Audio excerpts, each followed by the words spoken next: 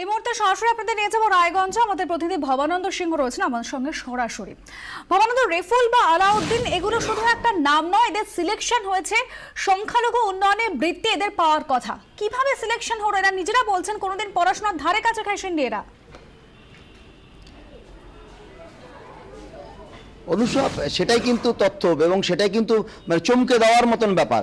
এবং যখন আমরা এই খবরের তদন্তে নামি তখন কিন্তু আমরা পরিষ্কার দেখতে পাই একের পর এক এরকম ধরনের ছাত্রদের নাম, যারা আদৌ ছাত্রই নয় তাদের নামে কিন্তু এরকম হাজার হাজার টাকা উঠে গেছে। আমরা ওই স্কুলে যাই, স্কুলের বর্তমান ছাত্রছাত্রীদের সঙ্গে কথা বলি, তারা কিন্তু ওই যেই তালিকা আমরা যে তালিকার ভিত্তিতে আমরা তদন্তে নামি সেই তালিকা নিয়ে যখন তাদেরকে জানতে চাই, তারা কিন্তু প্রত্যেকে বলে যে এই সমস্ত ছাত্রছাত্রীকে আমরা চিনতে পারছি না বা তাদের বাবাকে চিনতে পারছি না।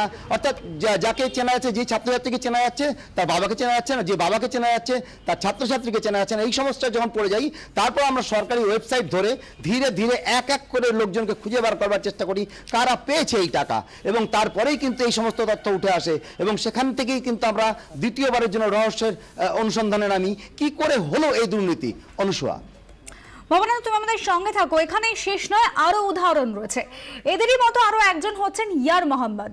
সরকারি হিসেবে বলছে যে 2016 ফেব্রুয়ারিতে সাবধান স্কুলে হস্টেলার হিসেবে 10,000 টাকা বৃত্তি পেয়েছেন এই ইয়ার মোহাম্মদ।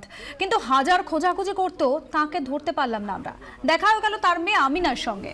আমিনা সাবধান হাই স্কুলের 10ম শ্রেণীর ছাত্রী। স্পষ্ট জানাচ্ছেন হস্টেল তো দূরস্থ, বাবা কোনোদিন স্কুলেই যাননি। একই কথা বলছেন ইয়ার মোহাম্মদের স্ত্রীও।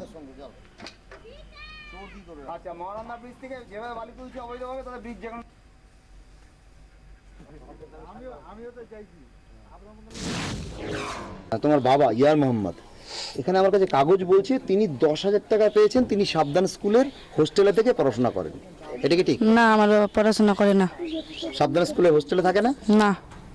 তুমি নিশ্চিত হোস্টেলে থাকে না? না। আপনার স্বামী হোস্টেলে থেকে পড়াশোনা করে সাবধান স্কুলে, শুনে আপনার কিরকম মনে হচ্ছে?